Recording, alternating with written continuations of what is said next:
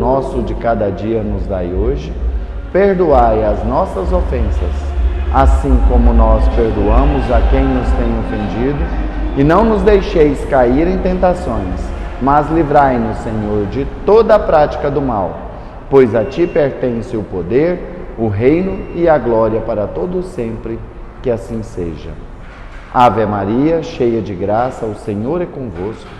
Bendita sois vós entre as mulheres, bendito é o fruto do vosso ventre, Jesus. Santa Maria, Mãe de Jesus, rogai por nós, filhos de Deus, agora e na hora do nosso desencarne, que assim seja.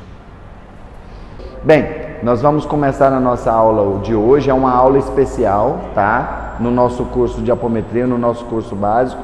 Nós vamos estar falando de um trabalho que é simplesmente divino, um trabalho que, assim, dentre todos os trabalhos que a gente faz dentro da apometria, este é o mais gratificante, este é o mais feliz dos trabalhos que nós realizamos, que é o trabalho de arte-cura. Bem, eu não vou usar nem slide para poder dar essa aula para vocês, porque o conteúdo do slide é aquele conteúdo que foi passado para vocês lá no grupo de apometria. São algumas páginas daquela apostila sobre o trabalho de arte-cura e também aquele vídeo que a nossa irmã Dona Odete postou lá também, do nosso irmão falando sobre o trabalho de arte-cura. E como a arte-cura é uma prática ainda muito recente, ainda não existe uma literatura específica sobre a arte-cura. O que existe mais em matéria de conhecimento sobre a arte-cura é apenas o conhecimento prático que os grupos que praticam a arte-cura têm, né?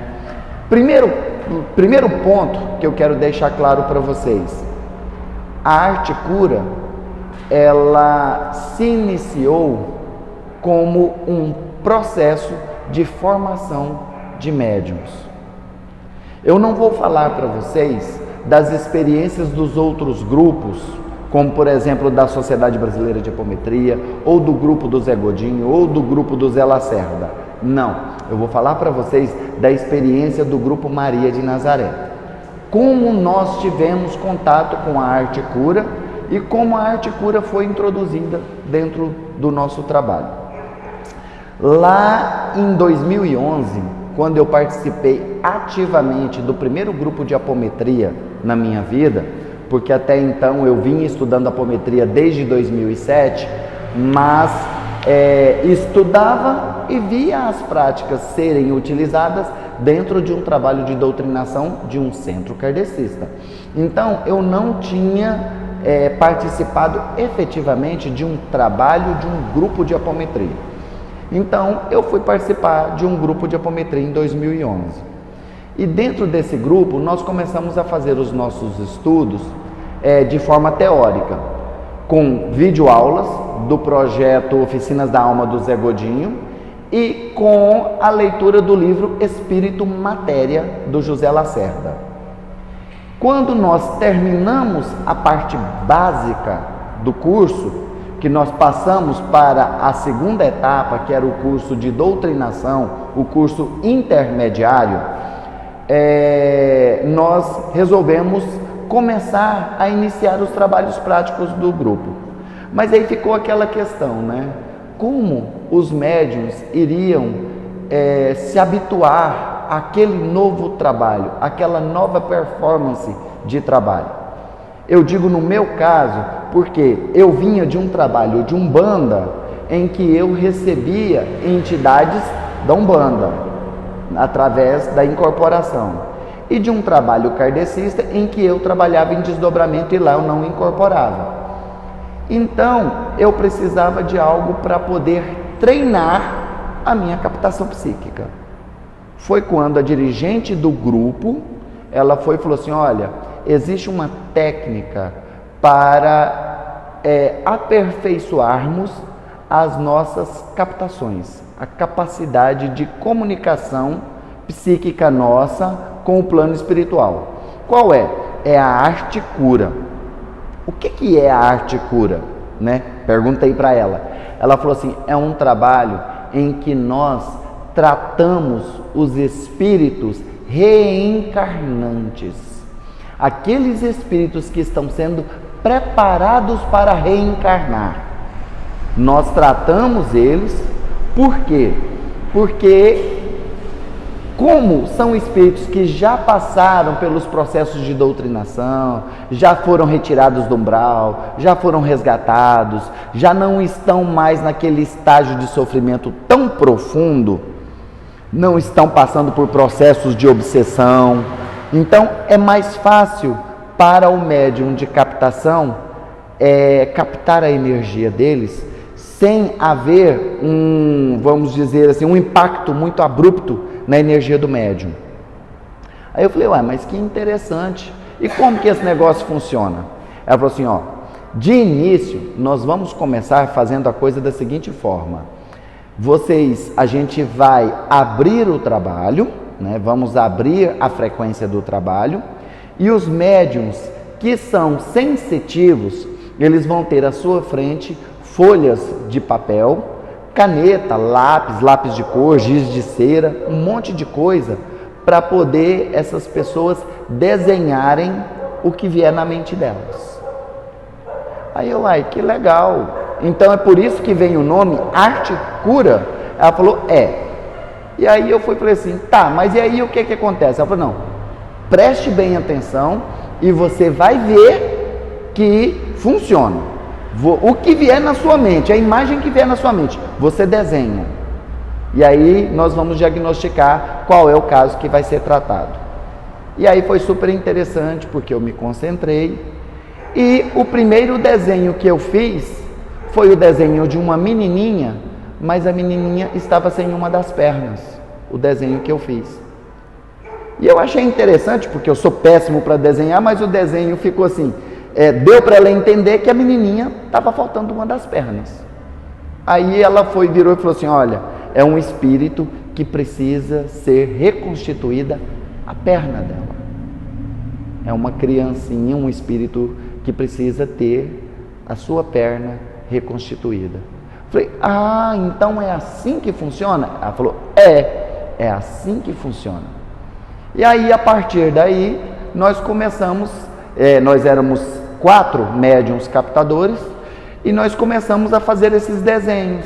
E aí sempre tinha o desenho do menininho com a cabeça grande, tinha o desenho de uma menininha sem o braço, tinha o desenho de um monte de criancinhas, todas elas, cada uma com algum tipo de probleminha. E aí nós fomos verificando que realmente fazia todo sentido aquilo ali. E aí foi onde eu fui e falei assim: gente, esse trabalho, ele merece uma investigação mais profunda, um estudo mais profundo, para nós entendermos o que realmente acontece. Porque ali acontecia o quê? A dirigente virava e falava assim: vamos neste momento doar ectoplasma para reconstituir a perninha da nossa irmãzinha. 1, 2, 3, 4, 5, 6, 7. Agora a perninha da nossa irmãzinha está reconstituída. E eu virei e falei assim: gente, esse negócio tem que ser mais perfeito, tem que ser mais completo. Esse negócio de supor que está se reconstituindo, bem, para quem tem fé tudo é possível, mas eu acho que ainda precisa algo mais profundo. E um dia eu liberei de forma voluntária a minha captação psíquica para que eu trouxesse a consciência de um desses espíritos para fazer uma conexão mental comigo. E aí foi onde eu, durante aquele processo ali, aquela catarse da incorporação, eu comecei a chorar. E era um menininho pedindo socorro. E esse menininho contou que ele estava andando de carroça e que o cavalo disparou e que ele, tentando frear a carroça, caiu e a carroça passou por cima das pernas dele e quebrou as 2 pernas dele. Aí eu falei assim: mas interessante, né? Vamos tratar. tratamos as pernas e tudo mais, e aí já foram usadas todas aquelas técnicas de tratamento espiritual. Lembra que a gente estudou lá na eteriatria, a gente estudou na dialimetria, a gente estudou nos processos de cura, de reconstituição de órgãos. Então veio uma doutrinadora e reconstituiu as pernas dele, sempre fazendo assim gestos sobre as minhas pernas, como se estivessem acopladas as perninhas dele nas minhas pernas. E aí foi tratado aquilo ali. Mas aí eu virei e falei assim, não, mas peraí, uma criança não ia estar andando de carroça sozinha, tem alguma coisa errada. Aí foi quando vieram as informações pra gente, que na verdade, aquele espírito ali não era o espírito de uma criança quando sofreu o acidente. Era um adulto que estava conduzindo uma carroça. Só que depois do desencarne, ele foi passar um tempo em recuperação, fez o resgate dele e tudo mais, todo aquele processo de resgate espiritual. Ele foi levado para uma colônia espiritual, para um hospital e foi tratado. Só que durante todos os tratamentos dele, ainda notaram que ele precisava reconstituir o seu corpo astral, para que ele fosse preparado para uma nova encarnação. Então, durante o processo de infantilização desse espírito, porque a gente já viu lá naquele filme Deixe-me Viver, lembram-se quando eles fazem o processo de infantilização do espírito até ele ficar pequenininho para acoplá-lo à mãe, à futura mamãe? Pois é, na verdade esse processo não ocorre tão rápido daquele jeito. É um processo mais lento. Então, os espíritos estavam passando por processos de infantilização e durante esse processo de infantilização ficava até mais suscetível para que eles recebessem o tratamento. Porque ali eles já estavam com uma mente de criancinha.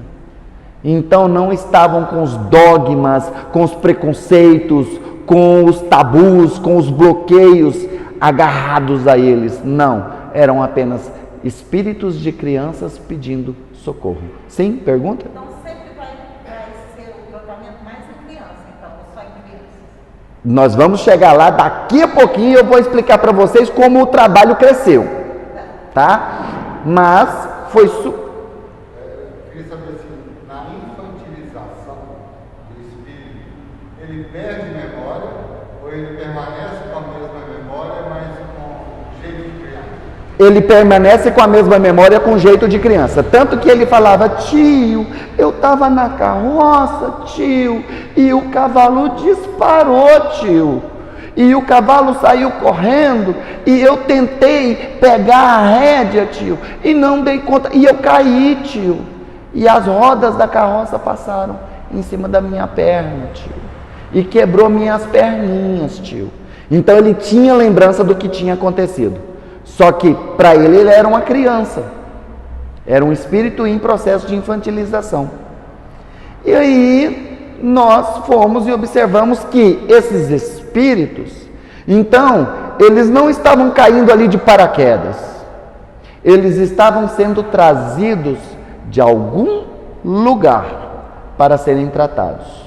E aí foi onde nós descobrimos a conexão que a casa tinha, que inclusive não era o grupo Maria de Nazaré, era um grupo lá no setor Pedro Ludovico, da nossa irmãzinha Crisane Braga, está lá nos Estados Unidos, é uma ótima terapeuta, está lá nos Estados Unidos, escritora. Aí nós vimos que o grupo tinha uma conexão com um lugar no plano espiritual chamado Creche Maria de Nazaré.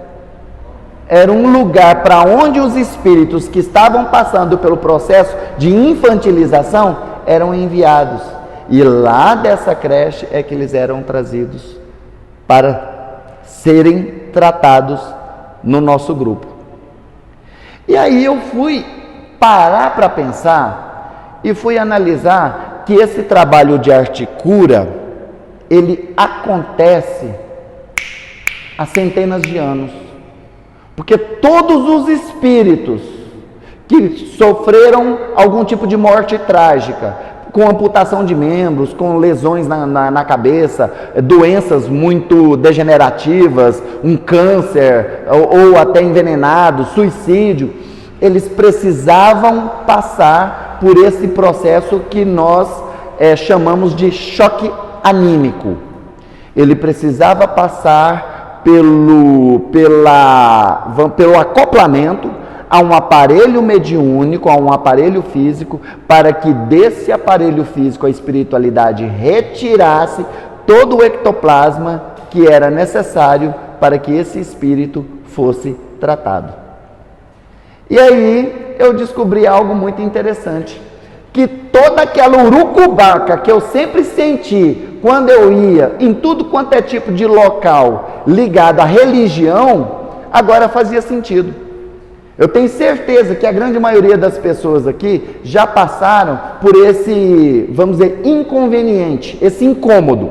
Quando você chega num centro espírita para assistir uma palestra e de repente você está lá sentado ouvindo a palestra, quando de repente o seu braço dói, a sua perna dói, sua cabeça dói, sua mão fica dormente, o seu pé fica dormente, você sente um mal-estar na região abdominal, sente uma falta de ar, mas você observa que isso acontece assim, é rapidinho, passa. Você sente aquela dorzinha no braço, aí você, meu braço doeu aqui, estranho, mas daqui 5 minutos passou.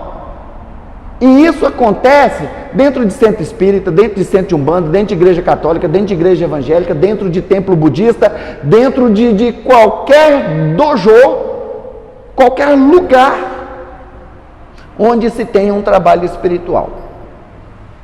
E é muito comum com os médiuns mais sensíveis, aqueles mais sensitivos. E aí eu parei para pensar e falei assim, a espiritualidade anda fazendo isso com esses espíritos há tempos com a gente dentro dos centros espíritas, dentro das igrejas, só que a gente não sabia. Eles trazem o espírito, acoplam no aparelho daquela pessoa que tem a energia preparada para tratar aquele espírito, trata aquele espírito ali, retira e leva. E aí é por isso que a pessoa às vezes sente uma pontada na cabeça, sente uma dor nas costas, sente um incômodo nas pernas. É aquele negócio assim, que muita gente que é sensitivo fala assim, eu senti uma energia tão incômoda lá naquele centro e tal, e eu tive que até que sair de lá. Na verdade, é porque esses espíritos reencarnantes estavam sendo tratados ali. Então, se com um trabalho que é feito de forma assim, espontânea, né?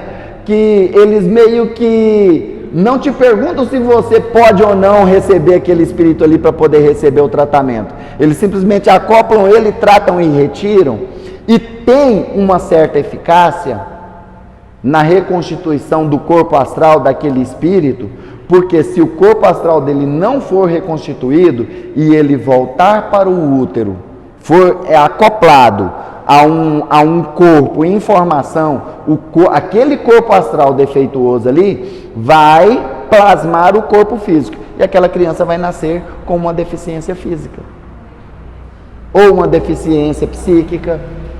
Então, aquele espírito passa por esse tratamento. Ótimo. Se tem um resultado que é até eficaz, beleza, ótimo. Sendo assim, de forma espontânea, pensa se fosse algo programado. Um espírito que a espiritualidade traz ele para um médium consciente de que vai receber aquele espírito e recebe aquele espírito e faz um tratamento completo daquele espírito ali. Então, às vezes, ele poderia não nascer sem a perna, mas ele poderia nascer com a perna tortinha. Mas como ele passa por um processo de doutrinação completo dentro da arte cura, como ele estava passando por algum processo, ele passou por uma doutrinação completa dentro do trabalho de arte cura, o que vai acontecer? Aquela perninha que poderia vir tortinha vai ser plenamente reconstituída e aquele espírito vai nascer perfeito. Pergunta? Se sempre acontece isso, uma dorzinha e tal,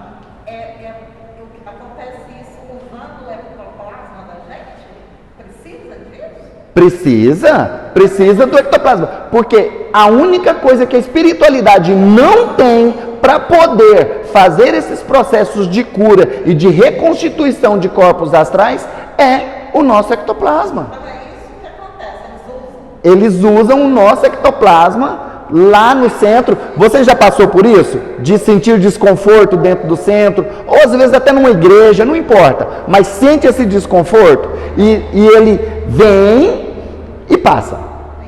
Exatamente, ali a espiritualidade estava utilizando da sua capacidade de doação de ectoplasma para tratar um espírito, certo? Então nós começamos a fazer isso dentro do trabalho de arte cura. E aí nós fomos e adotamos esse princípio de trabalhar com a arte cura no desenvolvimento dos médiuns, porque era bem mais leve. Porque se o médium viesse, um médium em desenvolvimento, por exemplo, não está muito acostumado a fazer captação psíquica. Vou dar o exemplo, Ulisses. Não tem muito costume, tá engatinhando agora, está criando coragem de encarar a coisa. Aí vem o Ulisses para um trabalho de desenvolvimento mediúnico e ele recebe um espírito daquele ligado no 12, daqueles griladão mesmo, que vai judiar do Ulisses. Como o Ulisses ainda não tem um controle absoluto das suas faculdades mediúnicas, ele vai fazer o Ulisses bater a cabeça na mesa, ele vai fazer o Ulisses rolar no chão, espernear, ele vai provocar todo tipo de coisa. Igual eu já vi um médium que uma vez ele incorporou um espírito, que o espírito estava sentado num banquinho assim, a primeira coisa que ele fez foi levantar do banco, levantou do banquinho, pegou ele na mão assim e ia para dar na cabeça do doutrinador. Então isso assusta o médium iniciante, não assusta? Pensa um médium iniciante receber um mago negro. Assusta que aquele médium não volta ali mais de jeito nenhum, né? Fala, Deus, o sangue de Jesus tem poder, esse negócio aí é demais para mim.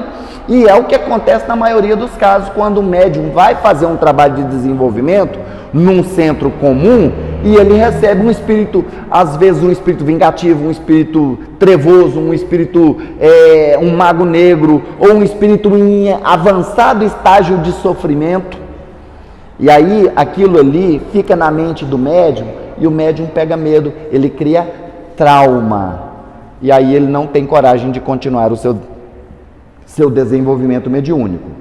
Então isso trava o médium. Agora, receber o espírito de uma criancinha pedindo uma bonequinha, uma criancinha pedindo assim, tia, assim, eu tinha uma bonequinha tão lindinha, mas você me dá uma bonequinha? Nossa, não tem coisa melhor. O médium fica com aquele sentimento assim de pureza da criança. Ele se sente bem em ajudar naquele tratamento ali. Então fica. Oi? A troca é mais sadia. Então não assusta o médium. A arte cura não assusta o médium. E aí nós deixamos o trabalho de desenho para o trabalho de captação psíquica. E nós herdamos no grupo Maria de Nazaré o trabalho de arte cura dessa outra casa. Porque quando nós abrimos a casa de Maria de Nazaré, alguns dos médiuns lá dessa casa migraram para trabalhar com a gente. Então a gente levou esse trabalho de desenvolvimento mediúnico através da arte cura para o grupo Maria de Nazaré. E aí nós estávamos trabalhando sempre nessa linha de tratar espíritos reencarnantes, sempre tratando espíritos que estavam sendo preparados para reencarnar. E aí um dia a minha irmã, ela na época tinha 41 anos, estava grávida de 3 meses e ela procurou a gente porque ela estava tendo muitas dores e sangramento. E quando ela foi no médico, o médico falou que ela teve queda de placenta e que estava correndo o risco dela perder o bebê. Ela foi pedir o socorro para a gente. Ah, vocês podiam me ajudar e tudo mais e tal. Aí a gente falou assim, não, então vamos fazer o trabalho dentro da arte cura, que é um trabalho específico para essa situação aí, é um espírito reencarnante. Vamos fazer o atendimento dentro da arte cura. E assim foi o primeiro trabalho de arte cura que nós fizemos com um espírito que já estava num processo de gestação. O espírito já estava no processo de gestação. Hoje é o meu sobrinho Guilherme, ele está com 7 anos, faz 8 anos agora em agosto. Fizemos o tratamento dele e na hora a minha irmã sentiu a diferença. Tinha um obsessor que estava acompanhando ele, que não se conformava dele estar tendo a oportunidade reencarnatória, mas tinha muitos problemas de ordem astral que ele precisava ser tratado. E nós o tratamos. E graças a Deus hoje é um menino lindo e maravilhoso. Aí nós fomos e falamos, mas que interessante. Então, a arte cura não é para tratar só espíritos reencarnantes, mas dá para tratar espíritos que estão passando pelo processo de gestação e aqueles casos em que as mamães estão tendo problemas durante a gravidez.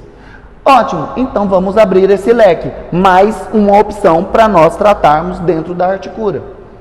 E aí nós abrimos a oportunidade para que mamães que estavam tendo problemas durante a gravidez buscassem o nosso grupo.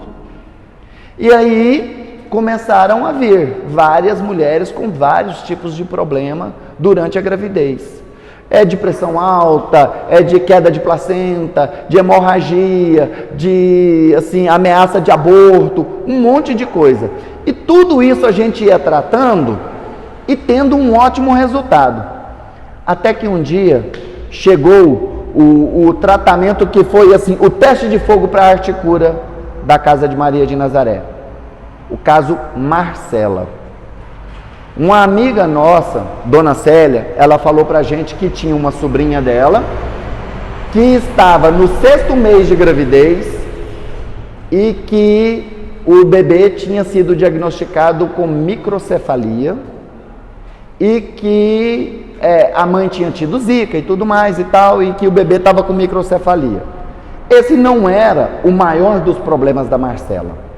O maior dos problemas da Marcela é que ela tinha um monte de deformações congênitas, que os médicos falavam que ela, o médico virou para a mãe e falou, não precisa fazer enxoval, esse bebê não nasce.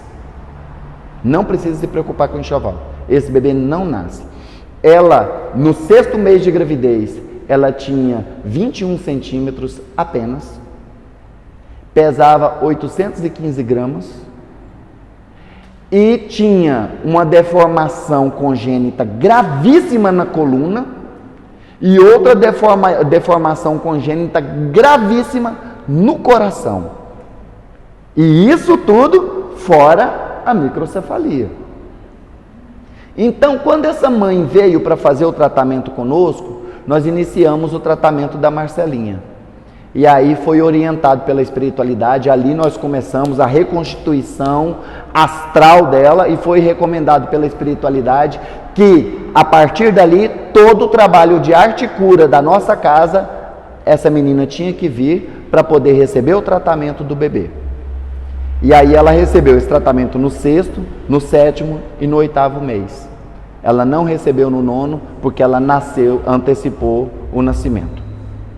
E para vocês fazerem uma base, os médicos, quando a Marcela foi nascer, eles deixaram um leito de UTI neonatal prontinho, esperando por ela, porque eles estavam esperando um bebê que as ultrassons anteriores mostravam um bebê com má formação congênita no coração, com má formação congênita na coluna, com microcefalia e retardo no crescimento. Pois a Marcela nasceu com 2,1 kg, não foi, vida? Ela nasceu com 2,1 kg, ela nasceu sem deformidade alguma na coluna, ela nasceu sem deformidade alguma no coração. E os médicos falaram que o cérebro dela tinha o tamanho normal. que o único problema que ela ainda persistia na Marcela era a caixa craniana pequena, reduzida. Para vocês fazerem uma base, o tanto que o caso dela foi interessante, que foi aberta uma sindicância dentro do hospital para apurar onde houve erro. Porque eles estavam esperando uma criança cheia de problemas e a criança nasceu apenas com a microcefalia. Foi algo muito, mas muito surpreendente, que chocou todos os médicos. E a Marcelinha hoje, ela está com, acho que 4 anos, e ela tem a microcefalia, né? Tem a deformação causada pelo Zika vírus, mas de todas as crianças com microcefalia que tratam no CRER, ela é a garota propaganda. Ela é a garota propaganda do processo de reabilitação de crianças com microcefalia no CRER. Porque ela começou no 6º mês. Nós ainda demos a bronca na mãe.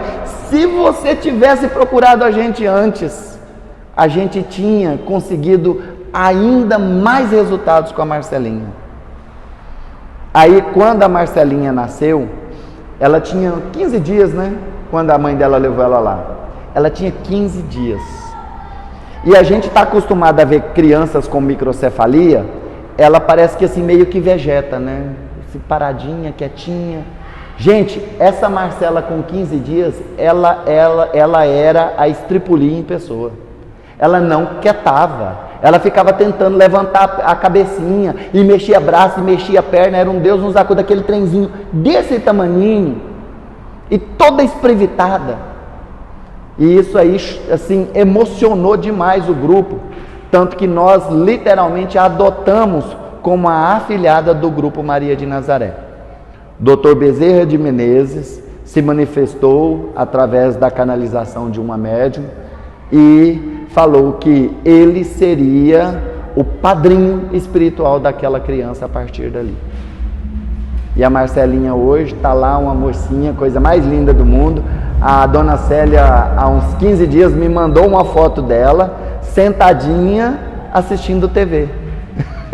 Estava sentadinha assistindo TV. E olha só, geralmente criança com microcefalia é aquele negócio assim, né? A Marcela estava lá toda espertinha assistindo TV, e inclusive ela usa óculos, que ela, por causa da microcefalia, ela tem uma dificuldade na visão. De óculos, sentadinha assistindo televisão. A coisinha mais linda do mundo. E aí nós fomos e falamos, legal, então dá para tratar todo e qualquer tipo de problema quando a criança ainda está no ventre. Que interessante. Aí aconteceu um outro fenômeno muito interessante. Uma pessoa que inclusive é evangélica, ela ficou sabendo desse trabalho nosso lá na casa de Maria de Nazaré, que nós tratávamos espíritos reencarnantes. Olha bem, o que é a abertura de mente de uma pessoa. Ela virou e foi buscar o nosso grupo. Ela falou assim, olha, vocês tratam espíritos que são preparados para encarnar, não é? Arruma um espírito para mim. Olha o que ela falou. Arruma um espírito para mim. Eu quero tanto ser mãe. E eu estou tentando há 8 anos ser mãe. E não consegui. Eu já fiz 8 processos de inseminação, de fertilização, de tudo. E não consigo. A gente não consegue ter um bebê. Quando colocam embriões já preparados dentro do meu ventre, eles não vingam. É aquele termo que os médicos falam, não vinga, não vingou. Os embriões não vingam, eles acabam morrendo. E eu queria muito, mas muito ser mãe. Aí nós fomos e, bem, vamos testar, né? Vamos ver o que a espiritualidade fala. Então vamos lá, vamos abrir a frequência dela, porque antes a gente abria a frequência de mamãe e bebê. Agora era a frequência de uma mamãe, era a frequência de uma mulher que estava doida para ser mãe e não conseguia.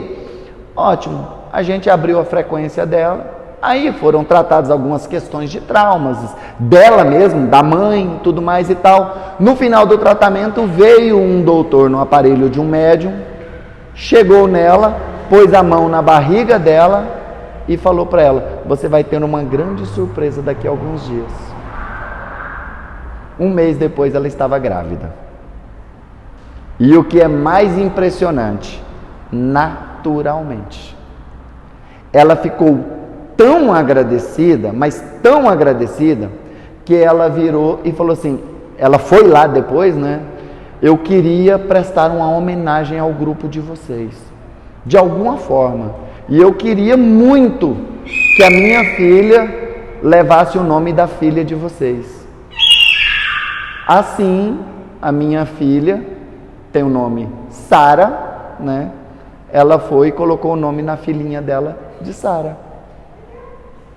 Passou, assim, nós tivemos uma charazinha da nossa filha, né?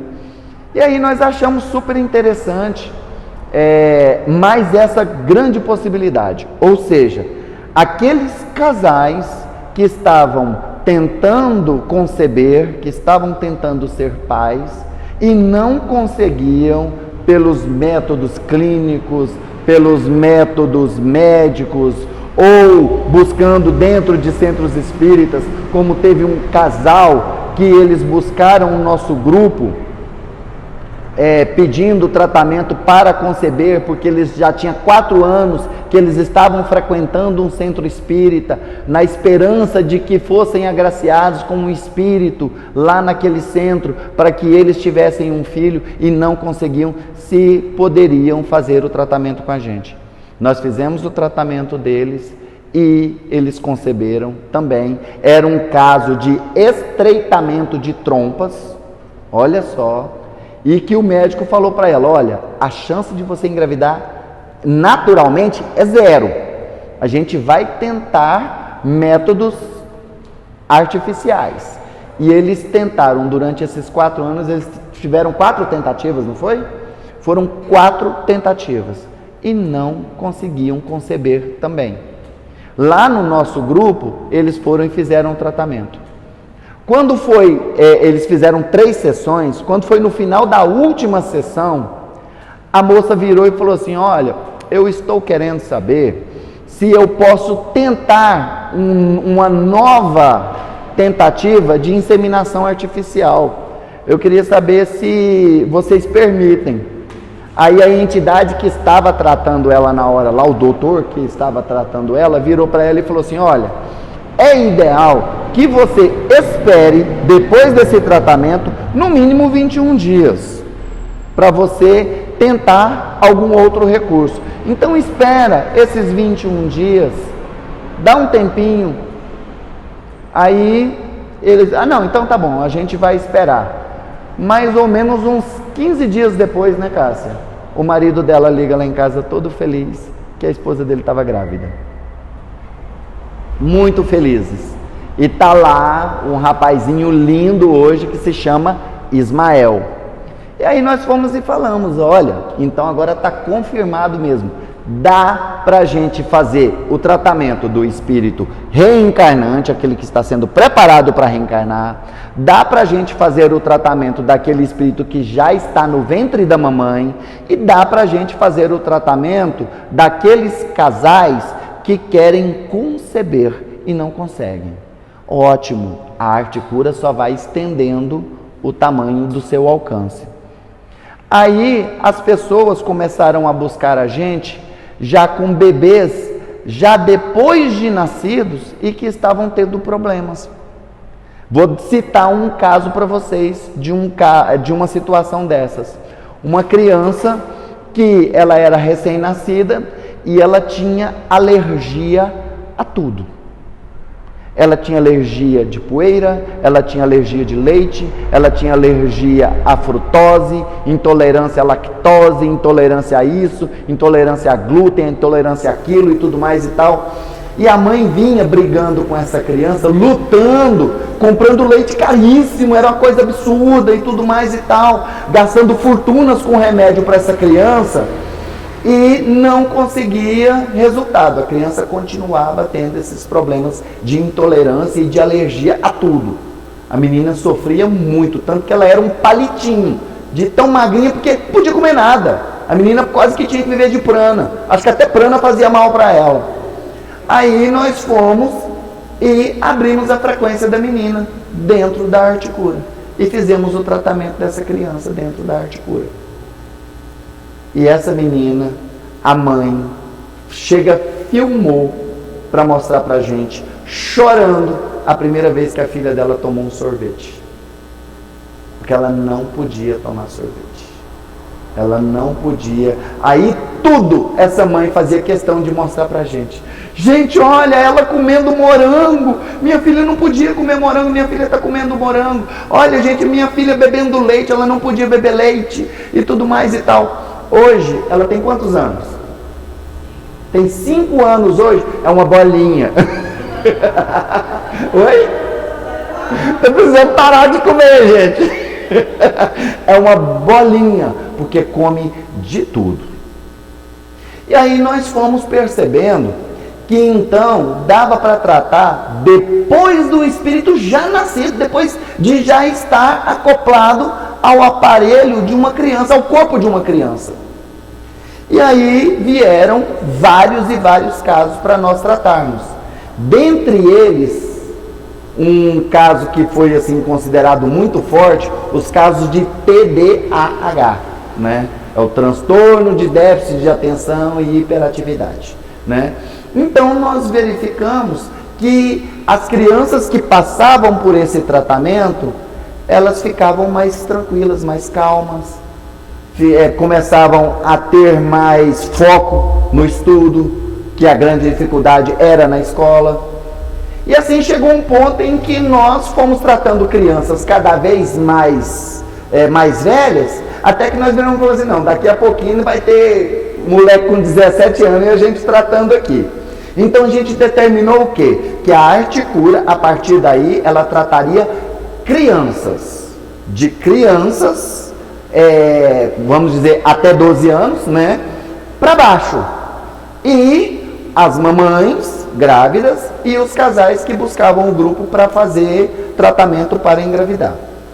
E aí vieram vários casais buscando o nosso grupo e era incrível, gente. Já teve casal que buscou o nosso grupo que a mãe tinha herpes zoster e o médico foi bem claro para ela: com essa doença você não pode engravidar, porque ela tomava uns remédios absurdamente fortes.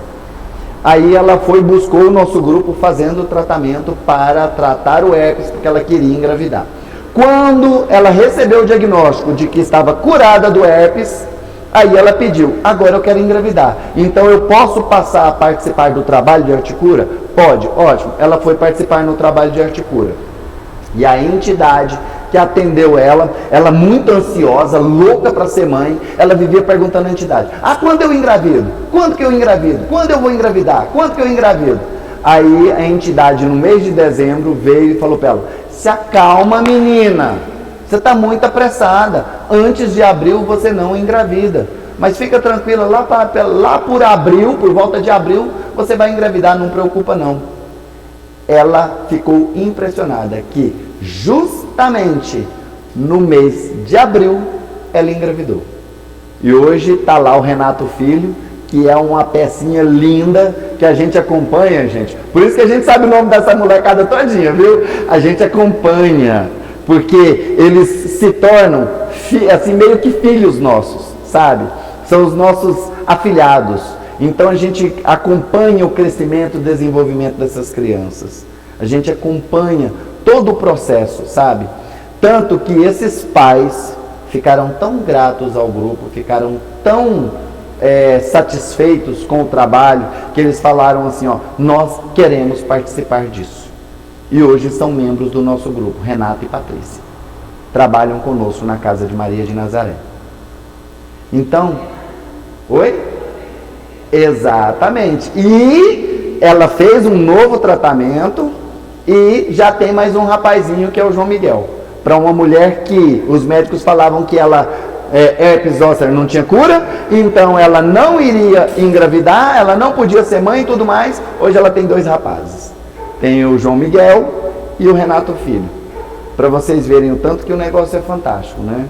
Então, o nosso trabalho de arte cura, ele foi crescendo dessa forma, ele foi se expandindo dessa forma. Então, nós deixamos de fazer apenas aquele trabalhinho de preparação de espíritos reencarnantes. Passou a ser algo mais abrangente. Aí, gente, a partir de 2012, nós começamos a notar que tinha alguns pais que traziam crianças para tratar com a gente e que a grande maioria dessas crianças eram diagnosticadas como hiperativas. Então, dá-lhe Ritalina, que esse é o remédio que os médicos jogam na criança, não tem conversa. Os pais estavam buscando o nosso grupo para tratar essas crianças.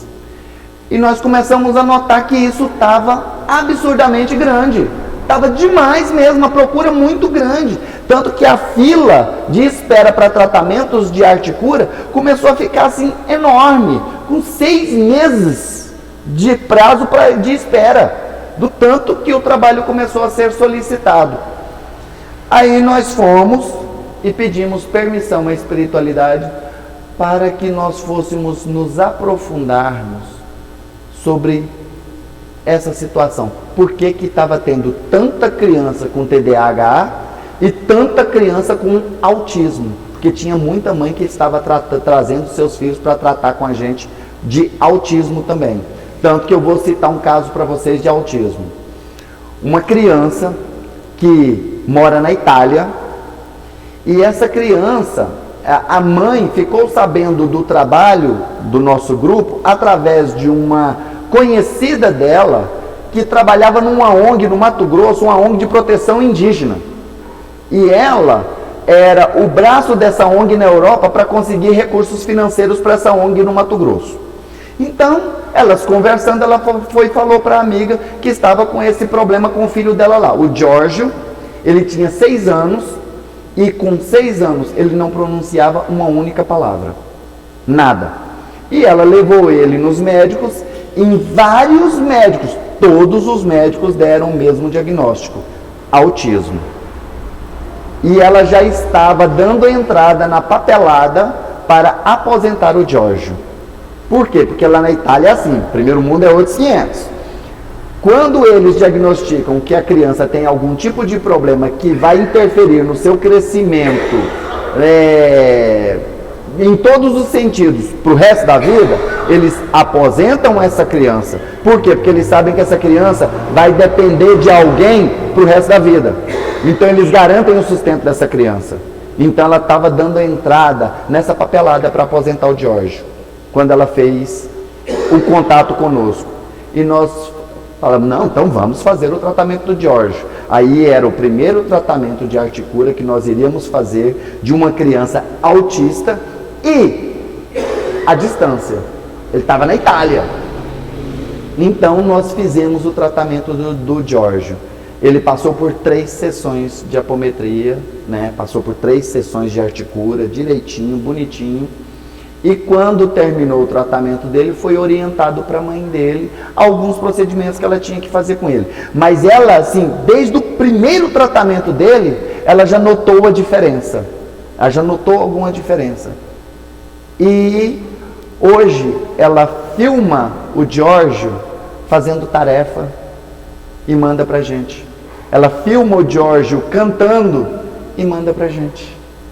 Que ela falou para mim, Odair, meu filho hoje é considerado uma criança normal. Os médicos não conseguem entender como que o processo de autismo dele, que era um nível acentuado, era alto, porque ele nem falava aos 6 anos. Então os médicos achavam que ele era autista mesmo, e hoje meu filho é uma criança totalmente normal. Aí ela filma ele lá, escrevendo e fazendo as tarefinhas dele, bravo, bravo, e filma e manda pra gente, para mostrar o processo, o progresso dele, que hoje ele é uma criança totalmente normal. E aí nós ficamos mais curiosos ainda, porque tanta criança, principalmente a partir dos anos 2000, com autismo e TDAH. O que está acontecendo aqui, né? O que está acontecendo? Aí veio a informação da espiritualidade superior. É a sexta raça humana chegando ao planeta Terra. São os herdeiros do novo mundo. Vocês estão no limiar da quinta raça. E a sexta raça está chegando. Eles são os chamados filhos das estrelas. São espíritos que estão vindo para a Terra para povoar a Terra do novo milênio, a nova Terra. E eles estão tendo uma certa dificuldade de se adaptar ao físico, à biologia humana. Então eles estão vindo trazendo esses probleminhas aí. Aí nós vamos lá, então vamos estudar sobre isso. Aí dá-lhe o Odair comprando o livro Filhos das Estrelas, dá-lhe o Odair comprando o livro Crianças Índigo, dá-lhe o Odair estudando sobre todo tipo de conhecimento sobre crianças índigo. Aí eu fui me aprofundar e descobri que na verdade eles não estavam vindo a partir dos anos 2000. Que na verdade uma grande leva desses espíritos estava vindo para a Terra já a partir dos anos 90. E que aí esses espíritos estavam sendo trazidos para cá e os grandes palestrantes espíritas já estavam começando a falar deles.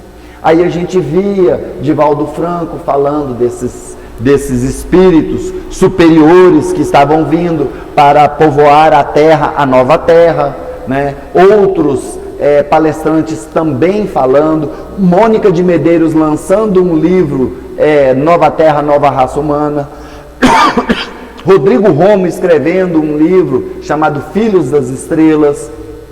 Aí então já tinha gente estudando esse fenômeno, só que eles estavam um pouco equivocados, porque o Divaldo Franco, se você for assistir aquela palestra dele sobre transição planetária, ele fala que esses espíritos são verdadeiros anjos que estão vindo das Pleiades, principalmente dos arredores de Alcione, para vir trazer um salto evolutivo para a humanidade e patati patatá.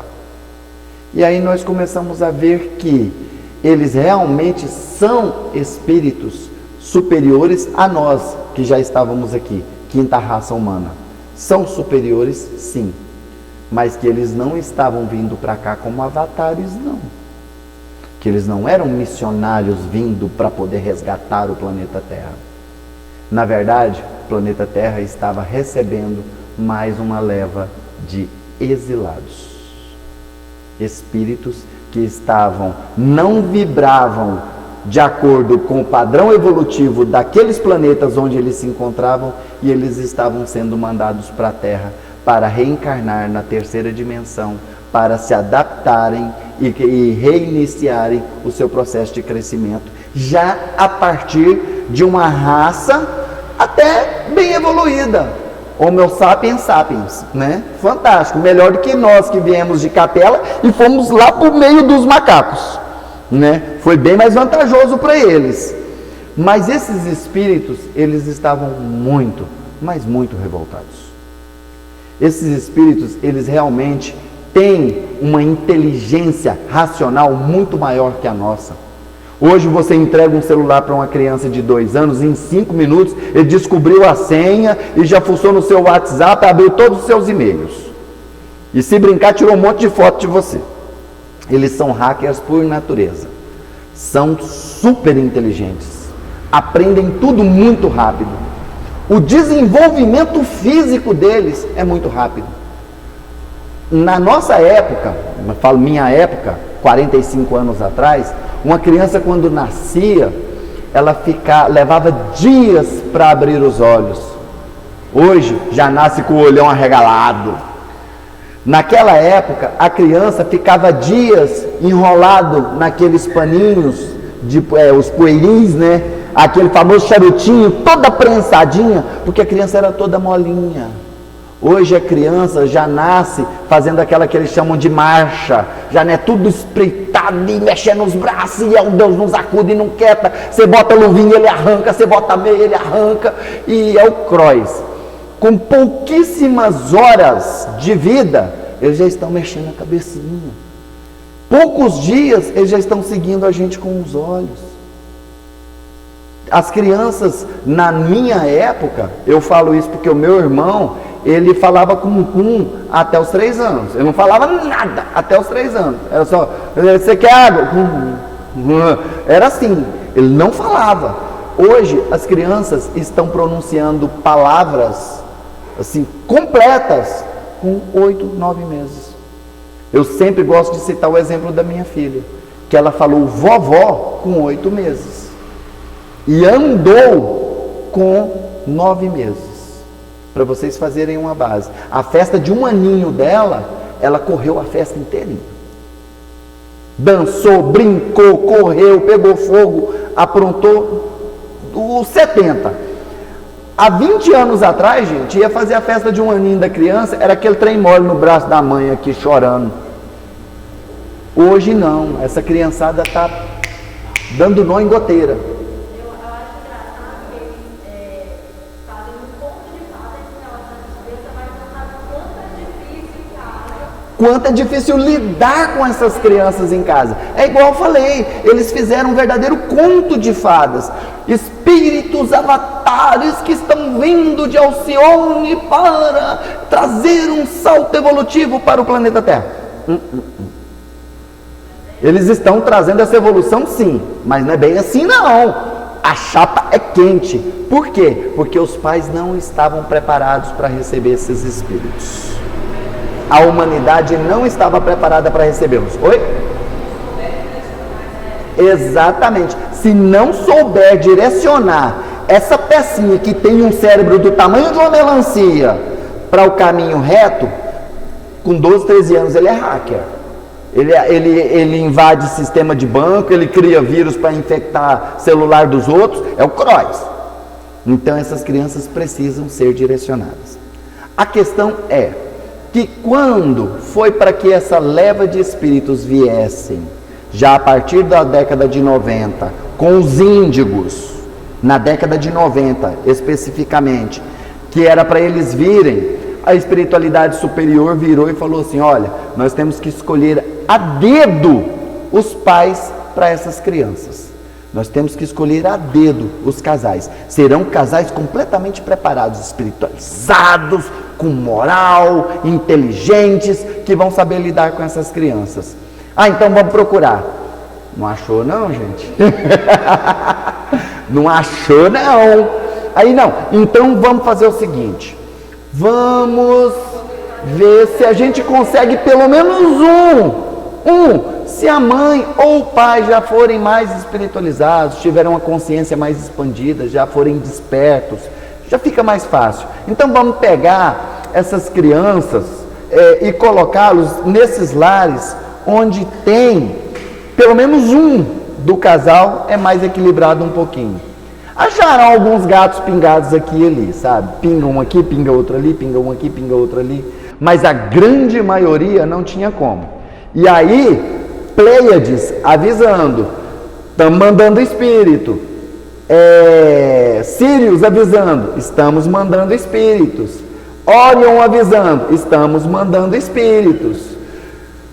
Gente, como que nós vamos fazer? Não tem onde enfiar esse tanto de espírito aqui na Terra não, porque as famílias que aqui estavam despreparadas, porque a primeira grande leva de índigos que chegaram foi aquela grande leva da década de 70, e era para que essa leva da década de 70, 60 e 70, ela tivesse um crescimento espiritual para expandir a consciência, o lado espiritual, para que a partir da década de 80 e 90 eles fossem os pais desses novos índigos.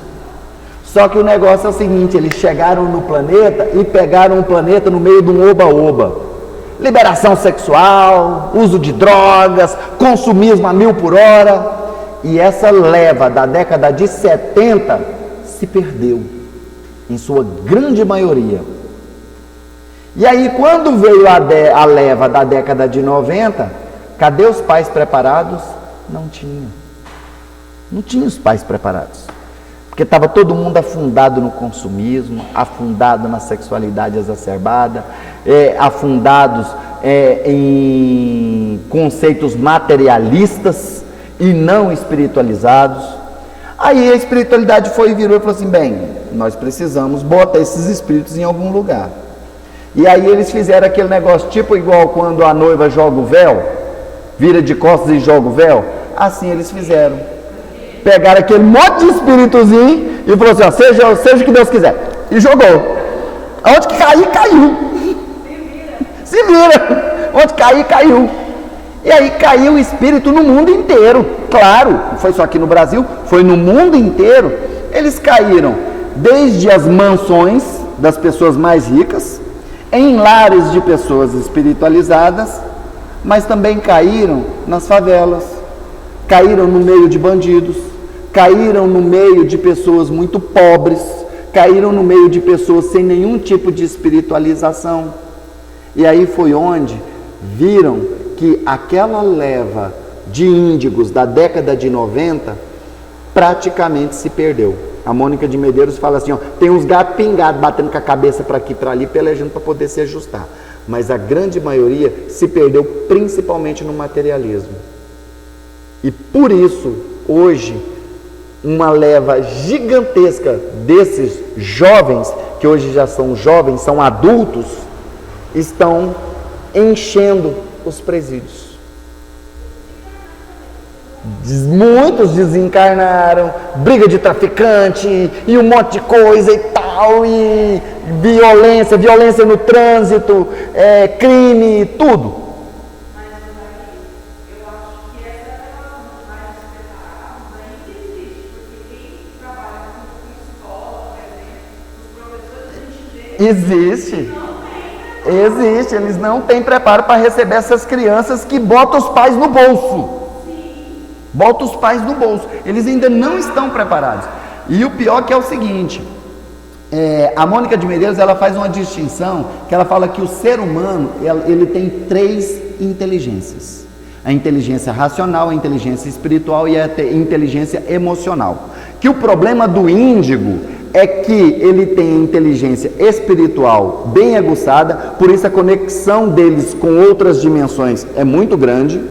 A inteligência racional muito aguçada, por isso são pessoas muito inteligentes e muito racionais, mas a inteligência emocional é normal, é fraca.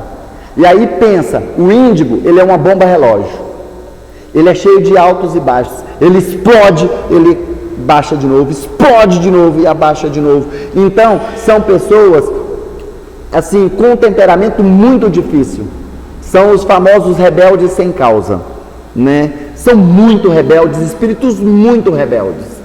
Aí, a partir dos anos 2000, vieram as levas dos cristais, que aí são espíritos que já têm essas 3 inteligências bem ativas, que é a inteligência espiritual. Então essas crianças já têm uma maior conexão com outras dimensões, com os planos espirituais, por isso já são crianças conectadas, são crianças que não judia de animal, que ama a natureza, que ama o próximo, crianças caridosas, crianças mais abertas ao plano espiritual, a inteligência racional monstruosa, então são super inteligentes, e o sistema educacional não estava preparado para receber essas crianças, porque o nosso sistema educacional é um sistema educacional de 300 anos atrás, ele não evoluiu, né? E elas também têm uma inteligência emocional maior, por isso as crianças cristais são mais amorosas, são mais assim ligadas à questão emocional, tanto que quando ela cai num lar onde ela não recebe esse amor, ela não sente esse amor, ela se enclausura no seu mundinho. Ela se fecha no seu universozinho e vive ali, dentro daquela bolhazinha. Ela cria o seu universo particular. Essa é uma das grandes características das crianças cristais hoje. Elas são isoladas das outras crianças. Elas não se encaixam no perfil das outras crianças. Exatamente. Aí caracteriza o autismo, porque eles é o distanciamento, né? Não consegue ter conexão com as outras pessoas. Isso é autismo e tudo mais. E dá-lhe remédio para autismo. É TDAH, porque a criança não para, porque realmente o cérebro dela é ligado no 12. Pensa, gente, um cérebro de uma consciência com vamos dizer assim, uma plataforma energética de gigahertz, de tão potente, aí é colocado num cérebrozinho que está acostumado a vibrar ali, numa vibraçãozinha baixinha. Esse menino é ligado no 12, o cérebro dele não para. E aí o que acontece? Se essa energia toda não for canalizada para coisas corretas, como estudo, desenvolvimento intelectual, emocional, racional, emotivo, moral, essa criança vai focar em alguma outra coisa que esse desenvolvimento dela vai ser utilizado. Geralmente é o quê? Tecnologia. Ele se afunda na tecnologia, videogame, jogos de computador, internet, celular, tablet. Eles se afundam naquilo ali, se jogam naquilo ali e se sentem completamente distantes dos seus familiares. Eles olham para a família deles, eles olham assim e falam assim: eu sou ET completamente, eu não pertenço a essa família. Porque eles não se encaixam naquela família ali, eles não se encaixam no padrão daquela família. Então eles se isolam da família, se isolam dos coleguinhas, se isolam na escola, têm dificuldade para poder conceber esse método educacional que nós temos aqui no planeta, porque é um método arcaico, lá no planeta deles não era assim. E eles têm muita dificuldade em aceitar o corpo físico. Por isso, o altíssimo índice de suicídios e tentativa de suicídio de crianças e adolescentes depois dos anos 2000. E inclusive o índice altíssimo de automutilação, porque eles vêm de planetas onde a concepção biológica era diferente. Eles não tinham um corpo biológico de terceira dimensão igual o nosso aqui, não. Era diferente. E agora eles vêm e habitam um corpo que se torna uma prisão para eles, eles querem se libertar. Eles se sentem presos no corpo. Então eles vão praticar suicídio. Eles querem se libertar. Eles vão praticar o autoflagelo e vão se cortar. Porque para eles a dor é um tipo de libertação. A dor física é um tipo de libertação. E aí nós passamos a tratar esses casos também dentro da arte cura, de crianças com tentativa de suicídio. Já teve mãe que chegou na gente desesperada e falou assim: meu filho de 9 anos, eu peguei ele com a faca na mão. Eu tomei a faca da mão dele e falei: meu filho, mas por que você quer fazer isso? Porque eu não aguento viver. Eu não aguento viver, eu não quero viver. Uma criança de 9 anos. E aí vamos tratar tudo isso dentro da arte cura. Então, a arte cura hoje é uma ferramenta de extrema importância nesse processo de transição planetária. Quem dera se todo centro espírita, espiritualista, de Umbanda, seja o que for, universalista, tivesse um trabalho de arte cura para poder ajudar essas crianças e ajudar esses pais que estão desesperados sem saber o que fazem com seus filhos. Seria fantástico se tivesse um trabalho de arte cura em desenvolvimento.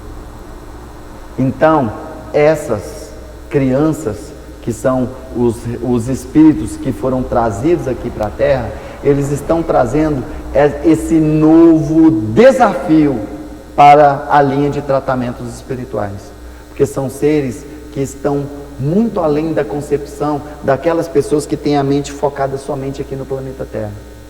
Eu já vi espírita que fala que não consegue conceber a possibilidade de extraterrestres estarem trabalhando em conjunto com espíritos humanos daqui da Terra nos centros espíritas.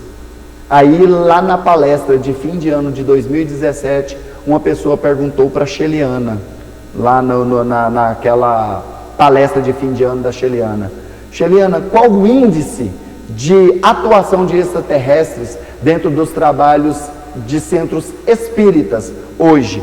Ela virou e falou assim: hoje eu não falo de centros espíritas, mas de trabalhos espiritualistas. No mundo todo, a cada 3 locais, 2 os extraterrestres já trabalham. 2 os extraterrestres já trabalham. Aí, numa outra entrevista, perguntaram para ela: por que ainda nesse outro 1 ainda não trabalham? Porque os dirigentes não permitem. Os dirigentes são contrários. Eles até se aproximam, assumem a ideoplastia humana, trabalham como doutores, como caboclos, como exus, como pombagiras, como pretos velhos. Eles estão lá trabalhando. Aí ótimo, a hora que eles falam assim: agora a gente vai se revelar. A hora que eles se revelam, o dirigente toca eles do centro. E isso já aconteceu. Eu estou falando para vocês que eu tenho conhecimento de causa, porque isso aconteceu dentro de um centro aqui em Goiânia. Quando os dirigentes souberam que aquelas entidades que estavam se manifestando ali não eram arquétipos de Umbanda, tocaram os médiuns que os recebiam do centro. Literalmente expulsaram. Não, aqui é centro de Umbanda. Tem esse negócio de extraterrestre não. Desse jeito. Aqui é Umbanda, Umbandão. Não tem esse negócio de caboclo, preto velho, exu. Tem esse negócio de ET não. Pode tirar isso daqui. E literalmente expulsaram os médiuns do centro. Então, é um desafio muito grande lidar com esses espíritos. E a arte cura abre o leque para que esse trabalho seja feito. E o resultado é fantástico, gente. Vocês não fazem ideia do que a gente já viu de resultados positivos desse trabalho de arte cura que é realizado lá na Casa de Maria de Nazaré. Um trabalho que começou como um projeto de desenvolvimento mediúnico, hoje é um dos trabalhos que a gente fala assim, tipo carro-chefe, que tem aquele prato-chefe da casa, né? Pois é, um dos carros-chefes da Casa de Maria de Nazaré hoje é o trabalho de arte cura, que é fantástico, muito, mas muito bom mesmo. Sim. Certo.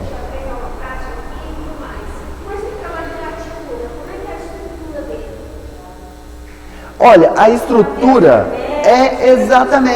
a estrutura é a mesma estrutura de um trabalho de apometria, onde precisa de um médium captador, de um médium doutrinador, de um médium de apoio. Ali já formou um trio. Pronto, já dá para fazer atendimento. A gente gosta de montar a mesa com mais médiums, né? Então, geralmente tem de 3 a 4 captadores com seus respectivos doutrinadores. Oi? Aí é que tá. O nome arte cura veio das primeiras pinturas. Hoje não usa mais a arte. Não se usa mais a arte. Porque começou com o nome arte cura, porque os tratamentos eram feitos através das pinturas que os médiuns faziam durante o desenvolvimento. Então, dentro do nosso trabalho, o desenho de pintura, ele se tornou algo que, vamos dizer assim, hoje é considerado um acessório, que nós temos médiuns que trabalham com pictografia. Aí o que a gente faz? A gente coloca esse médium que trabalha com a pictografia na mesa, e esse médium geralmente desenha ali como que foi feito o tratamento daquele espírito. Já não é mais a deformidade que aquele espírito sentia. Porque antes o médium pegava e desenhava um espírito, por exemplo, sem a perninha. Agora não, ele desenha todo o ambiente em que aquele espírito está sendo tratado. Como que ele foi tratado na maca, como que ele foi tratado, quais as entidades que vieram, o que foi utilizado, as energias, as linhas energéticas sendo transmitidas para ele, até a aparelhagem que foi utilizada quando há necessidade de se utilizar algum tipo de tecnologia astral. Os médiuns que desenham trabalham nesse sentido. Hoje, aquele trabalho de arte mesmo, ele praticamente virou um acessório dentro do trabalho de arte cura.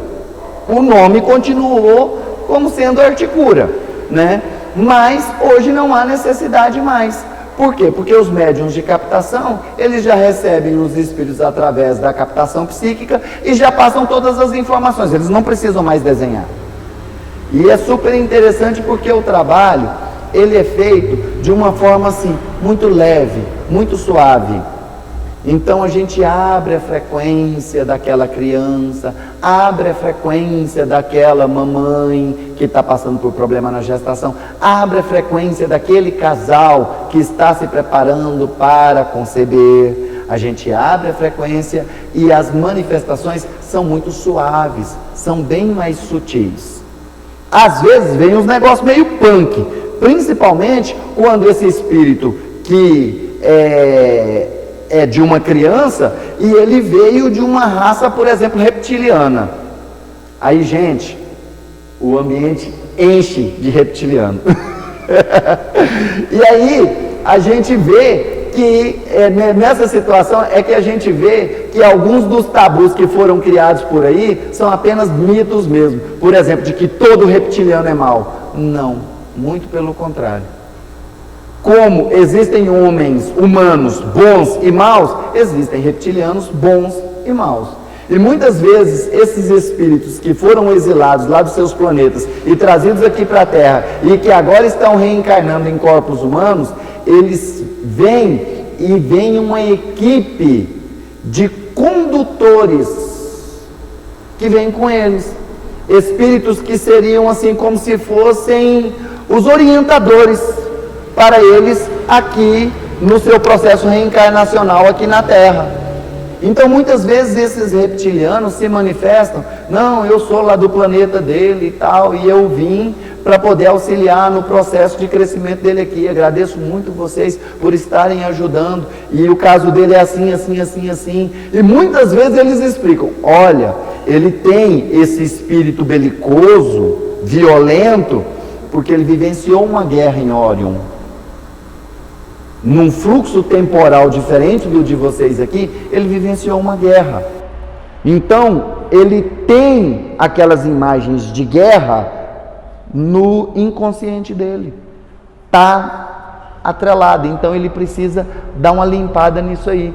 Aí a gente vai e orienta os pais, para que esses pais melhorem a sua relação com essa criança. Se essa criança fica o tempo inteiro jogando jogo de guerra no computador e no videogame, que esses pais peguem essa criança e levem ela mais para a natureza, para brincar ao ar livre, para ter um contato com animais, para ter contato com outras crianças, para se adaptarem de uma melhor forma à vida terrena, à vida terrestre. Então, gente, esse é o trabalho de arte cura. E para vocês verem a grandeza desse trabalho hoje, dentro do trabalho de arte cura, lá da casa de Maria de Nazaré, há uns 3 anos atrás, nós fomos informados de que estava chegando aqui na Terra uma nova leva de consciências que estavam vindo de um outro lugar, estavam sendo exilados aqui na Terra e que eles precisavam passar por um processo de formação dos seus corpos morontiais e que eram consciências com um quantum energético tão forte que eles estavam dentro de esferas metálicas blindadas. E eles foram e perguntaram se nós poderíamos conseguir ventres humanos para que essas esferas fossem acopladas, para que durante esse processo de gestação dentro dos ventres dessas mulheres, eles pudessem receber da energia morontial terrena para formar o seu agregado espiritual. Na hora, uma das mamães levantou o dedo e falou, uma das mulheres do grupo levantou o dedo, foi a primeira, falou: eu sou voluntária, eu quero receber. E aí várias mulheres do grupo se voluntariaram. E não foi uma esfera só em cada ventre, não. Era 100, 200, 300 esferas colocadas no ventre de cada mulher. E eu vou falar um negócio para vocês. Essas mulheres ficaram 21 dias com essas esferas no ventre delas. Pensa numa turminha que sofreu. Sofreram muito, mas muito mesmo. Daí do céu, quase que eu não estou aguentando. Está acontecendo de tudo. É dor, eu estou sentindo cólica, eu sinto náusea, eu sinto vômito, eu tenho vômito, meu intestino está maluco, meu organismo está todo bagunçado, minha menstruação desequilibrou tudo. Alguma falou assim, eu tive hemorragia. Foi um Deus nos acuda. No final dos 21 dias, a espiritualidade veio e recolheu todas aquelas esferas, deram um ok, falaram que o trabalho tinha sido muito positivo. Agradeceram a todas as mamães, agradeceram a todas as mulheres que se dispuseram a participar daquele trabalho de caridade e recolheram as esferas. Aquela moça que tinha levantado o dedo, que foi a primeira, há uns 4 anos atrás, veio um doutor no aparelho de um médium e falou para ela: olha, você nessa encarnação não era para ter nenhum filho. Por causa do seu amor, da sua devoção e da sua melhora, foi permitido a você que você tivesse um filho. Então você teve um filho. Então aproveite essa criança, você não vai ter mais filhos. Eu queria mais um e patati patatá. Mas aí a espiritualidade falou assim: olha, você pode até tentar e pode ser que essa gravidez venha a ter problema e você até desencarnar. Então não corre o risco, não. Não tenta, não. Quando terminou esse processo aí do acoplamento e tudo mais e tal, a entidade veio, chamou-a num canto e falou para ela: por causa do seu amor, por causa da sua dedicação, você foi a que mais recebeu consciências no seu ventre. Por causa da sua dedicação, vai ser concedido a você ter mais um filho. Engravidou de novo e tá lá o João Miguel. Que é mais uma pecinha nossa lá, dos filhos, a gente chama os filhos de Maria, né? Os bebês da arte cura.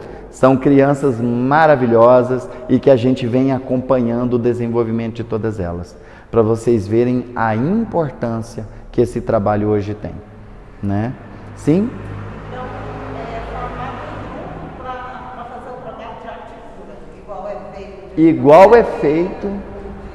Exatamente, é formada uma mesa, é formada uma equipe para fazer o trabalho de arte cura, da mesma forma que é formada uma equipe para fazer um trabalho de apometria convencional. A diferença entre a apometria convencional e a arte cura é que a arte cura tem esses níveis de tratamento aí que já foram citados. É espírito reencarnante, é espírito já em processo de gestação, é espírito de criança, né? E aqueles casais que buscam a concepção e não conseguem. Então, são esses os focos da arte cura. E já a apometria convencional é de adolescente acima para tratar de tudo, né? Da mesma forma. Então, essa é a diferença entre a arte cura e a apometria convencional. Pergunta?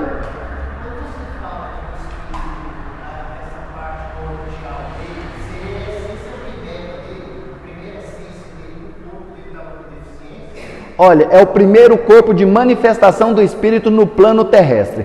Toda consciência, quando ela troca de planeta, quando ela sai de um planeta e vai para outro planeta, isso eu indico para vocês a leitura do livro sobre o signo de Aquário, em que o Roger Bottini Paranhos entrevista o Xien, que é um extraterrestre que trabalha com eles, e o Xien explica essa questão aí da troca energética, que aí o espírito, por exemplo, ele estava num planeta lá nas Pleiades, em volta de Alcione, lá naqueles milhares de planetas que tem lá nas Pleiades.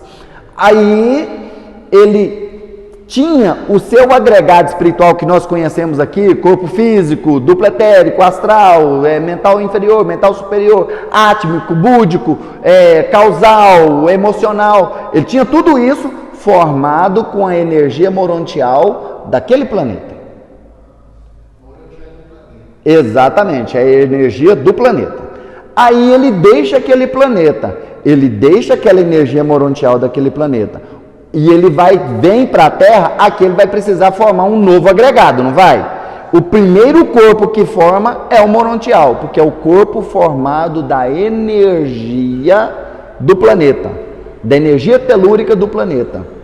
É energia morontial, entendeu? Então, é o primeiro, vamos dizer assim, o primeiro agregamento de matéria bariônica para a formação de corpo. Aí forma o corpo morontial. Aí do corpo morontial vai formando os outros, até chegar no astral. Chegou no astral, aí é hora de botar ele num ventre e formar o físico. Aí, juntamente com o físico, é formado o duplo etérico. Então é a hora de que ele vem com a energia morontial, ele forma o seu agregado com a energia telúrica do planeta Terra. Se você sair daqui e for para Júpiter, desencarnou aqui e foi para Júpiter, você não vai levar o seu agregado espiritual daqui para Júpiter, não. Você vai formar um novo agregado espiritual, vai formar um novo agregado lá em Júpiter com a energia morontial do planeta Júpiter. Por quê? Porque Júpiter não é um planeta gasoso. Então a matéria de lá é completamente diferente da nossa aqui. Então vai ter que ser formado um novo agregado espiritual para Júpiter. O daqui da Terra não serve. Então você vai perder o agregado daqui da Terra e vai formar um novo agregado com a energia jupiteriana.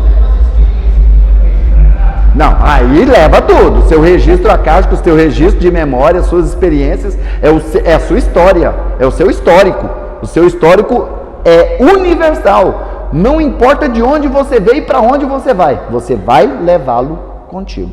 Claro, ele vai estar lá naquela historinha do famoso arquivo morto, né? É bom você não se lembrar, porque senão dá BO. Você não vai se lembrar, mas vai estar lá, vai estar guardadinho. Tem. Por isso é que tem muita gente que se lembra. Eu vou dar o exemplo para vocês do menino Boriska. Né, o Boris, que é aquele menino russo, que ele se lembrava da sua vida em Marte e dava dados detalhados da vida em Marte. Ele tem várias histórias sobre ele na internet, contando a história dele. O menino com 3 anos, ele sentou na calçada da casa dele com o pai e começou a dar nome nas constelações. Aquela constelação ali é tal, aquela constelação é tal, aquela constelação é tal. O pai ficou doido, anotou tudo, catou o menino e levou num centro de astronomia, onde tinha reunidos ali os maiores cientistas e astrônomos da Rússia. Botaram o menininho lá, o menino deu aula de astronomia para os astrônomos, com 3 anos. Assim, inclusive naquele canal da Carol Capel, se você procurar lá, ela tem um vídeo inteiro que ela conta a história do Boriska. A Carol Capel tem um vídeo que ela conta a história dele todinho. Pode procurar lá que é bem interessante. Ela conta de forma bem resumida. O que eu tive que assistir uns 50 vídeos e ler um monte de coisa, ela conta num vídeo de 20 minutos. Ela é bem rápida. Então fica bem interessante para poder absorver a história do Boriska, do menino Boriska, o menino de Marte. Né? A Carol Capel tem no canal dela. Eu acho que no YouTube tem, e se não tiver no YouTube tem no Sparkle. Mas eu acho que tem no YouTube. Mais alguma questão, alguma dúvida sobre a arte cura, gente? Quantas horas, Cássia? Ótimo, então nós vamos aproveitar. Sim. Pelo que você falou aí, então dá para tratar, por exemplo, pessoas com deficiências mentais, por exemplo, dentro da arte cura, mesmo sendo adulto, que na verdade... Não, aí já é dentro, adulto, apometria. Tratamos dentro da apometria. Já tivemos casos de retardo mental, esquizofrenia, síndrome do pânico, transtorno bipolar, tudo tratado dentro da apometria. É adulto? Apometria. Agora, a criança tem algum problema, algum probleminha de transtorno, distúrbio. pode ser tratado dentro da apometria também, dentro da arte cura. Trata sim, sem nenhum problema. Professor, como o tratamento é direcionado, vamos dizer, como você fala, mais leve, né? Aham.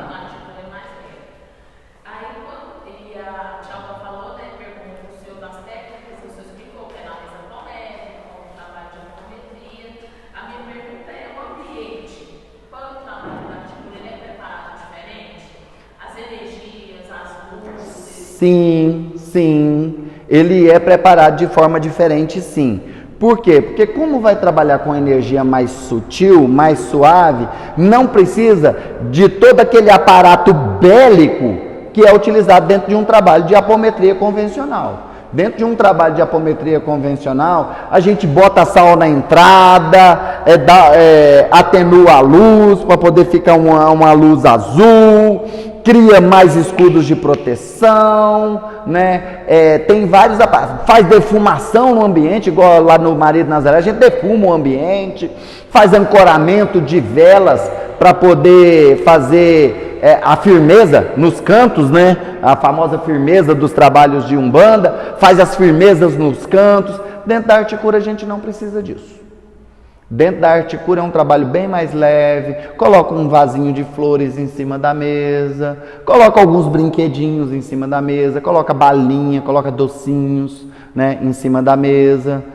E o trabalho de doutrinação para a arte cura é aquele trabalho bem mais leve, porque o doutrinador vai estar tratando ali de um espírito infantilizado. Então, ele vai ter que tratar com jeito. Ele vai falar, fala para o tio, o que você está sentindo? É assim que vai conversar. E não, o que você está sentindo? Não, não é assim. É bem mais suave, é mais tranquilo, é mais light. E, inclusive, muitos desses espíritos, a gente pode plasmar docinhos para ele, pode plasmar bolo para ele, pode plasmar suco. A gente pergunta para eles se eles querem algum brinquedinho. Você quer um brinquedinho? Quero, tio. Que brinquedinho que você quer? Ah, eu quero uma bonequinha. Então, plasmando uma bonequinha. 1, 2, 3. Olha aí a sua bonequinha. Aí ela pega, abraça. Ai, que bonequinha linda, tio. Nossa, e tal. É um trem assim fantástico. É maravilhoso. É muito doce. É muito gostoso. Realmente, a preparação do ambiente é mais leve. A iluminação fica clarinho, não tem problema, sabe? A música, você pode colocar uma música mais leve, tranquilinha, uma musiquinha suave, sabe? Tipo ciranda, cirandinha tocando lá, sem nenhum problema, baixinho, para poder o ambiente ficar, vamos dizer, preparado para essas crianças. Como a gente recebe muita criança lá, então tem sempre alguém que está acompanhando essas crianças e orienta, assim, tipo assim, cuidando dessas crianças lá fora. Aí dá um pirulito pro menino, brinca com uma menininha ali e tudo mais. Tinha um menino que está subindo na grade. Vem cá, menino! Vai lá, pega o menino que está subindo na grade, corre atrás do outro que está querendo enfiar um pauzinho na tomada. É desse jeito, sabe? Mas que é gostoso, é maravilhoso, é um trabalho esplêndido. Oi?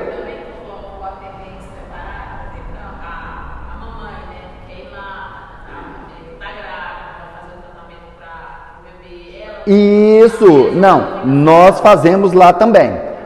Por exemplo, enquanto a gente, aquele trabalho preparatório para a abertura da frequência, a pessoa está na mesa. Abertura do evangelho, orientação, explicar como que funciona a arte cura, a pessoa está ali na mesa. Começou o tratamento, aquela pessoa vai para a maca. Por quê? Porque lá na maca ela vai receber um atendimento lá na maca. Um reiki, uma cura quântica, uma cura prânica, ou um atendimento dos doutores. Por exemplo, é uma mulher que está se preparando para conceber, que ela quer engravidar. Então o doutor vai ter que ir lá e trabalhar no sistema reprodutor dela. Né? Então ela vai receber esse tratamento lá na maca. É uma criança que está recebendo um tratamento. A nenenzinha da Arcádia precisou receber um tratamento. A Arcádia pega a nenenzinha dela e leva para a maca. E lá na maca recebe o tratamentozinho bonitinho lá. O doutor vem, geralmente vem o Zique, né? E vai brincar com a criança e tudo mais. E como a criança tem a visão espiritual aberta, ela vê que o Zique é um extraterrestre. Então elas ficam assim... encantada com ele, né? É super gostoso fazer o tratamento, é muito bom. Mais alguma dúvida? Ah, então tá bom. Então a dona Odete pediu para que eu voltasse um pouquinho no tema da cromoterapia. Então, gente, eu gostaria de falar para vocês que a cromoterapia é a utilização das cores no tratamento espiritual. Existe a cromoterapia física, que a gente conhece aqui, por exemplo, o Ponto de Apoio Menino Jesus, que trabalha com cromoterapia física. Lá o consulente deita na maca e eles, de acordo com a necessidade do consulente, tem um monte de luzes em cima assim, de acordo com a necessidade do consulente, eles vão direcionando as luzes. Ah, direciona tal cor para tal lugar, direciona tal cor para tal órgão, direciona tal cor para tal chakra. Isso é feito com a cromoterapia física, lá no ponto de apoio. E eu já vi em outros lugares também, inclusive em clínicas terapêuticas, utilizando a cromoterapia física. Mas, com o tempo, foi descoberto que a cromoterapia mental, ela é muito mais poderosa. Por quê? Porque ela depende da força e da energia de quem está emitindo a luz. Então, é muito mais eficaz eu mentalizar jogando uma determinada cor sobre um determinado órgão da pessoa, mentalizar essa energia saindo da minha mão, essa cor saindo da minha mão, essa luz saindo da minha mão, a minha vontade com o meu ectoplasma, com a minha energia, junto com a energia do fluido cósmico universal, mais o apoio dos nossos amparadores espirituais, essa energia fica muito mais potente do que uma lâmpada convencional. Então, a cromoterapia mental, ela é utilizada, assim, num largo aspecto. E as cores, cada cor tem uma utilidade. Cada cor trata um chakra, cada cor trata um determinado problema que a pessoa tem. E existem também as combinações de cores, né? Eu não vou falar dessas combinações porque está na apostila as combinações de cores e para que elas servem, né? Mas, por exemplo, se você quer fazer um trabalho de transformação, de regeneração, de transmutação, você vai usar a cor violeta para poder transmutar a roupagem energética daquele espírito. Se você quer fazer um trabalho de cura, você vai usar o verde musgo para poder promover a cura de um determinado órgão daquele espírito. E inclusive você pode e deve fazer isso, esse trabalho de cromoterapia, quando você for tratar o órgão físico de alguma pessoa também. De repente uma pessoa está com um problema, por exemplo, no coração, e você quer fazer um trabalho de cura no coração daquela pessoa, então você vai jogar o verde musgo sobre o coração daquela pessoa. Ah, Aldair, precisa tocar? Não precisa tocar, você pode só impor a mão. Deixa um espaço bom, porque de repente você vai tratar o coração, você é um homem e você vai tratar o coração de uma mulher, você não vai colocar a mão no seio dela, então você pode só impor a mão. Você vai tratar a região uterina de uma mulher, impõe a mão. A mulher vai tratar a região da próstata de um homem, ela vem e impõe a mão aqui mais embaixo, aqui, direcionando a energia para a região da próstata. Não precisa tocar. E aí tem aquele monte de cores que podem ser utilizados, né? Lá na apostila está a descrição de todas elas, para que elas servem, tudo direitinho, e basta você se concentrar. Eu sempre penso no seguinte: quando há uma combinação de cores, eu mentalizo essas cores sendo emitidas, cada uma num tubo energético ou em forma de uma corda colorida, sabe? Essas cores, elas se juntam, se unem num só canal de cor, mas todas elas separadas. Porque se você for mentalizar jogando uma combinação de cores, que as cores se misturem, então elas vão formar uma nova cor e talvez não vai ter a eficácia que você precisa. Igual, por exemplo, se você for mentalizar para fazer um tratamento utilizando a luz amarela e a luz azul, se você mentalizar saindo um tubo de luz amarela e um tubo de luz azul, vai ter a sua eficácia. Perfeito, ótimo. Mas se você falar assim, não, vou mentalizar a mistura dos dois, misturou os dois, vai dar o quê? Verde. O efeito é completamente outro. Então, o ideal é mentalizar que as cores sejam emanadas separadamente. E aí você pode mentalizar como se fossem raios, tipo lasers, saindo da sua mão, tipo canhão de luz, aqueles holofotes, né, que joga aquele canhão de luz, os canhões de luz saindo da sua mão, um verde, um amarelo, um laranja, um prata, um vermelho, um lilás, não importa a quantidade de cores, lá tem a tabela designando quais as misturas, quais as uniões de cores servem para cada tipo de problema. Mentaliza desse jeito ou faz igual o Odair sempre faz, mentaliza essas cores em forma de redemoinho, formando como se fosse uma corda, um único feixe de luz, mas com todas as cores bem distintas. É como pegar aquelas cordas que são enroladas e que cada parte da corda ali tem uma cor. Vocês já pegaram aquelas cordas coloridas? Pois é, tem muito aqueles também, como é que chama, gente? Aqueles negocinhos, marshmallow, que você pega assim, que eles têm várias partes coloridinhas. Pois é, mentaliza como se fosse aquilo ali, várias cores descendo. E a eficácia da cromoterapia é fantástica, gente. O resultado é impressionante para debelar a angústia, para atenuar depressão, para diminuir a ansiedade, para aliviar dores, para aliviar mal-estar, náuseas, todo tipo de tratamento. É muito, mas muito eficaz mesmo. Utilizem a cromoterapia à vontade.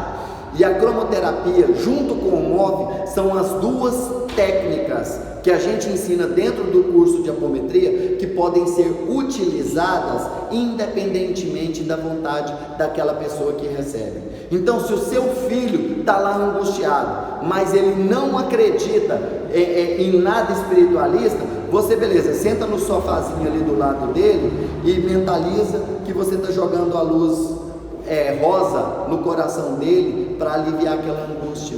Mentaliza saindo um tubo de luz rosa da sua mão e indo para o coração dele e aliviando e debelando aquela angústia. Ou então, se ele está com dor de cabeça, aí você chega nele, mentaliza a cor verde e vem e passa a mão na cabeça dele. Ô meu filho, a mamãe fica tão preocupada por você sentindo essa dor. Poxa, você já tomou remédio e a dor não passa, e dá-lhe luz verde na cabeça dele para poder tratar e fazer a cura daquele problema que ele está tendo ali na cabeça. Então, utilizem à vontade.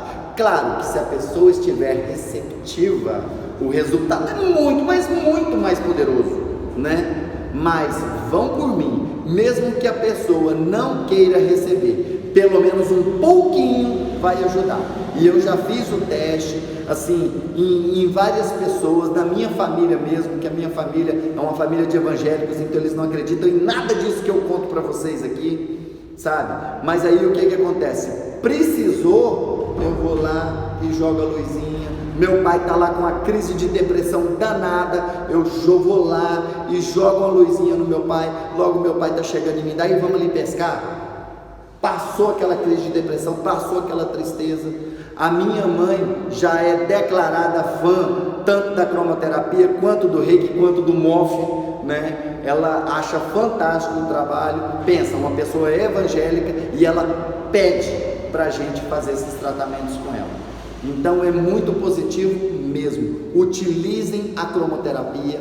A lista de cores está na apostila. Tem muita coisa sobre cromoterapia na internet, e inclusive vocês podem buscar, sempre averiguando a fonte, se são pessoas idôneas que estão ensinando coisas corretas, para vocês aprenderem a utilização da cromoterapia mental. E tem gente que chama de cromoterapia astral, de cromoterapia energética, não importa a nomenclatura, é tudo a mesma, é você transmitindo luz. Você é filho de Deus, você é filho da luz, e Deus irradia a luz dele para você 24 horas por dia. Você pode receber essa luz, canalizá-la dentro do seu organismo, potencializá-la e transmitir para o seu irmão. É vamos dizer assim, o preceito básico do reiki. Você recebe a energia rei, a transmuta com o seu chi ou seu ki e transmite para o seu irmão, promovendo a cura. Assim é também com a cromoterapia. Sim? Ele precisa pedir permissão? Não, tudo que você vai fazer em se tratando de coisas espirituais, você pede permissão. Jamais faça alguma coisa por conta própria. Não, mentalize ali, peço permissão à espiritualidade superior para transmitir essa luz para o meu filho. Pronto, já pediu. Peço ao anjo da guarda dele permissão para poder transmitir. Peço à espiritualidade, peço aos meus mentores, peço a Deus. Inclusive eu adoro, quando eu estou transmitindo, eu adoro orar. É uma forma que eu sinto que eu estou potencializando o poder daquela cura ali. Minha filha às vezes chega em mim, papai, estou com dor de cabeça. Aí eu vou lá, coloco um mofezinho nela e pergunto para ela, onde que está doendo, filhinha? Ela, papai, está aqui. Eu venho aqui e jogo bastante luz azul, bebê, um azul bem suave, que é um azul anestésico, para aliviar a dor, sabe? E aí eu vou mentalizando e conversando com ela, aí depois eu paro e começo a orar. Aí eu oro Pai Nosso, oro Ave Maria, oro Creio em Deus Pai, oro Credo, oro Glória ao Pai, oro a Salve Rainha, faço oração espontânea. É uma forma de eu, vamos dizer assim, canalizar mais energia, mais luz vinda do alto, mais luz vinda de Deus, para poder fazer aquele tratamento ali para minha filha. 5, 10 minutinhos ela apaga, dorme, a hora que acorda a dor de cabeça desapareceu. Mais alguma questão, gente? Alguma dúvida sobre a cromoterapia? Tudo ok então? Então agradeço a todos, tá? Pela presença, agradeço a todos pelo empenho no nosso curso, né? Essa é a nossa última aula do nosso curso básico. O nosso curso intermediário iria começar na próxima quinta-feira. Mas devido à pandemia de Covid, que agora estourou aqui em Goiânia, nós achamos por bem, de bom alvitre, não termos reuniões públicas, pelo menos pelos próximos 15 dias, para a gente ver como que vai ser a reação da pandemia aqui em Goiânia. Hoje nós tivemos informações, isso aí é informação verídica, não é pânico do Odair, não é o Odair causando pânico não, gente. Não tem vaga de UTI em Goiânia. A mãe de uma amiga minha foi internada com Covid, precisou de uma vaga na UTI, eles foram conseguir uma vaga para ela em Aparecida de Goiânia, porque em Goiânia não tinha vaga, está tudo lotado. Então vamos nos precaver, vamos tomar um pouquinho de precaução. Assim que for permitido, para que nós retornemos com o curso intermediário, nós vamos retornar com o nosso curso intermediário. Lembrando, o curso intermediário vai ser da seguinte forma: aulas teóricas, internet, YouTube, canal do Seu Humana, nós vamos passar para vocês no canal do Seu Humana no YouTube, tem todas as aulas do curso intermediário. Então as aulas teóricas serão passadas na internet e a aula prática vai ser realizada nas quintas-feiras, neste mesmo horário em que nós realizamos as aulas teóricas. Nós pretendemos fazer aí pelo menos umas 6 a 8 aulas práticas, que é a quantidade de aulas do curso teórico, sabe? O curso teórico, ele tem 9 aulas, então a minha intenção é dar pelo menos umas 7, 8, até 9 aulas práticas, porque eu quero deixar o grupo craque, bem preparado para poder trabalhar, tanto com a apometria convencional, como com a arte cura, porque a nossa irmã Dona Odete já falou que quer estabelecer o trabalho de arte cura aqui na casa também, tá ok? Muito obrigado a todos, muito obrigado ao pessoal da internet, uma boa noite a todos e namastê. Gratidão.